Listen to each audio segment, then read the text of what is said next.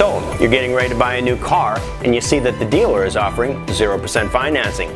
Is that a good deal? Or maybe there's a rebate. Would you be better off taking that? How about just paying cash? Stay tuned for thoughts on all of these options. Is 0% car financing a good deal? Coming up.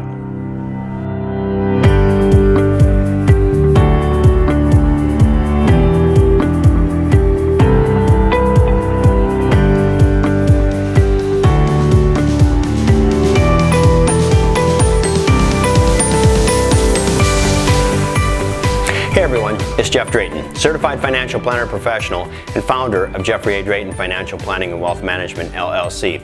If you're watching this on YouTube, go ahead and subscribe. And if you're watching this from the blog page of my website, fill out the contact form at the top of the page so that we can contact you when new content becomes available.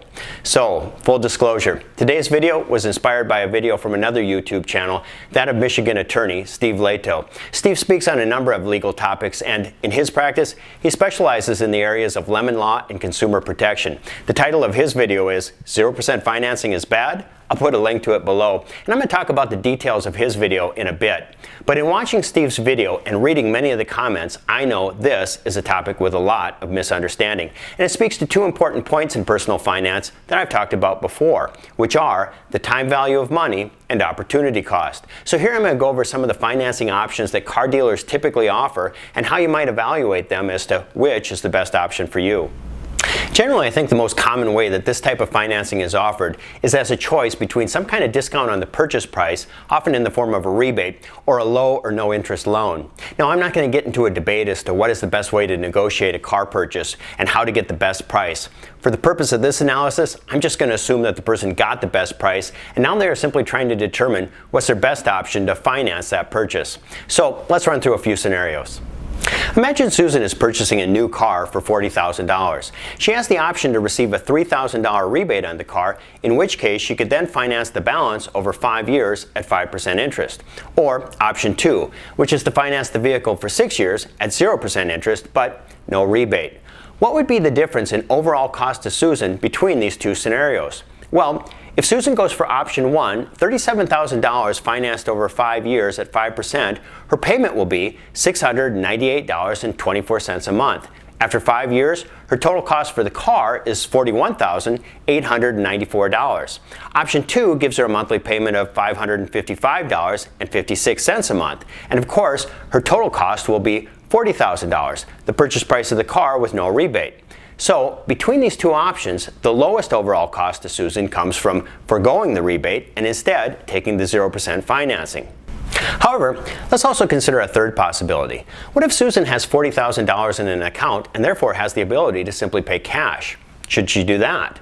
Well, before she does, Susan's going to want to consider the opportunity cost of committing the cash from her account to the purchase of the car.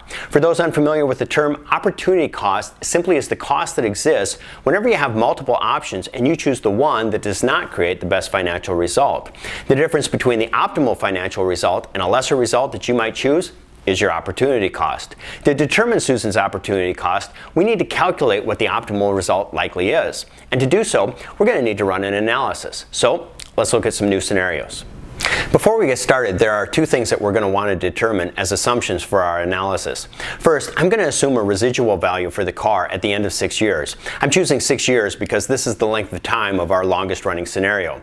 Of course, depreciation on cars varies significantly depending on the make and model and a variety of factors. But truthfully, it's not actually relevant in this analysis since depreciation will be the same regardless of which financing scenario we choose. However, I'm including it because I want to see what the overall effect of purchasing this car will be on Susan's net worth. So for this analysis, I'm going to assume that the car loses 20% of its original value in year 1 and then 10% of that value each year thereafter.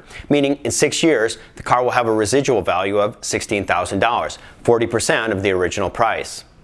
We also need to assume a rate of return on what Susan could get on that $40,000 in her account. In determining a rate of return, we need to consider objectives such as the time period we have to keep this money invested and how liquid we need the money to be. That means, can we get to it quickly and with a reasonable assumption that our principal is protected, no loss to the original value. Again, the time period I'm considering is 6 years, and that this is the account that we're going to use to pay off the loan even if we choose to finance the car. I'm going to assume a rate of return of 3.25%. So let's run our analysis. In scenario 1, Susan pays cash for the car.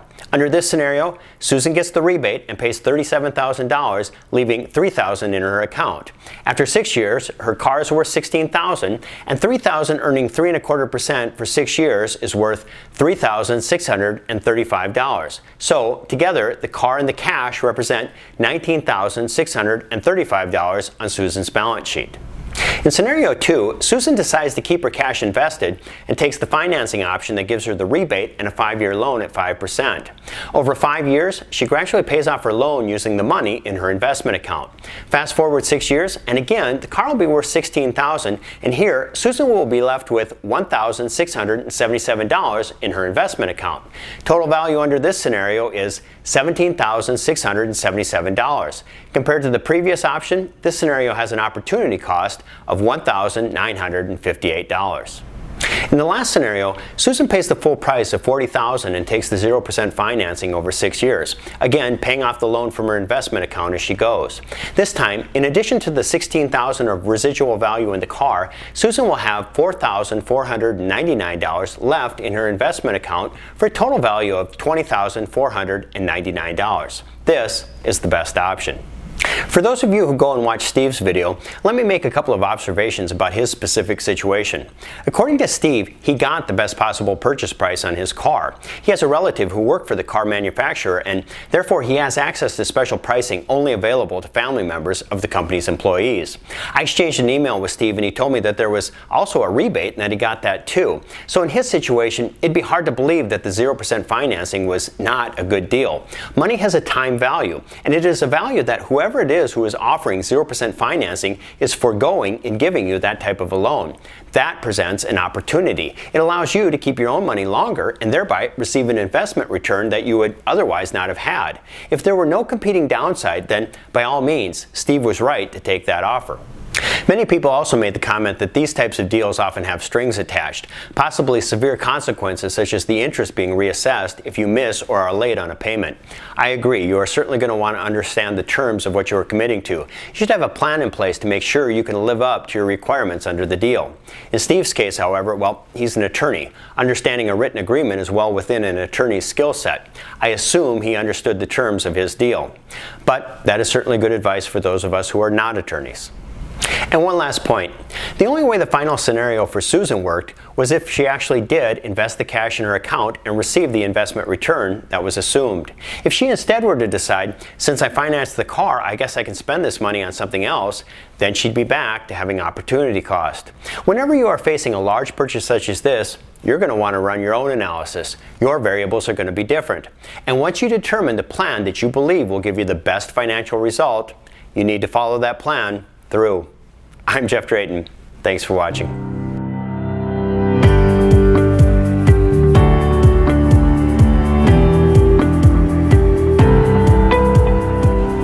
Hey everyone, as always, nothing in this video is meant to be specific advice for you.